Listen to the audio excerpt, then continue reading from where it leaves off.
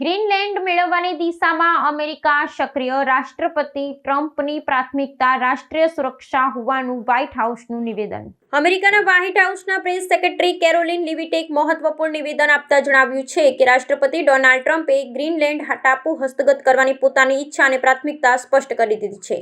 Washington ખાતે આયોજિત પત્રકાર પરિષદમાં લીવિટે પુષ્ટિ કરી હતી કે રાષ્ટ્રપતિ માને છે કે યુનાઇટેડ સ્ટેટ્સ દ્વારા ગ્રીનલેન્ડનું સંપાદન કરવું એ દેશની રાષ્ટ્રીય સુરક્ષાના હિતમાં છે.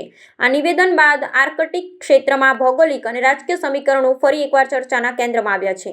પ્રેસ સેક્રેટરીએ વધુમાં વિગત આપતા કહ્યું હતું કે રાષ્ટ્રપતિ ટ્રમ્પ ગ્રીનલેન્ડના ભૌગોલિક સ્થિતિ અને ત્યાં ઉપલબ્ધ વિપુલ કુદરતી સંસાધનોને અમેરિકાની વ્યૂહાત્મક મજબૂતી માટે અનિવાર્ય માને છે.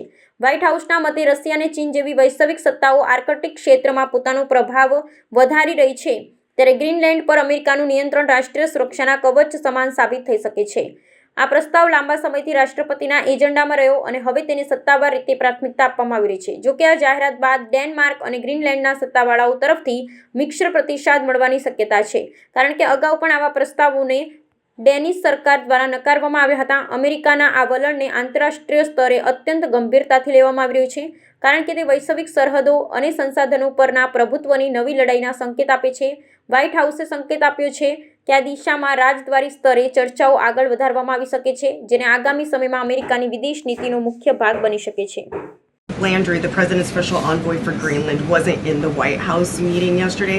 Can you say why that was and what exactly the role he is playing in these conversations about acquiring Greenland? Well, the Vice President and the Secretary of State were present for that meeting, and the meeting, it was a productive meeting.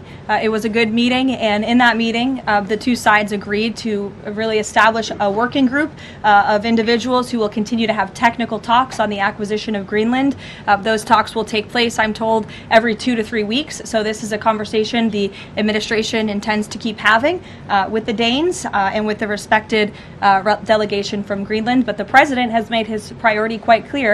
He wants the United States to acquire Greenland. He thinks it's in our best national security to do that.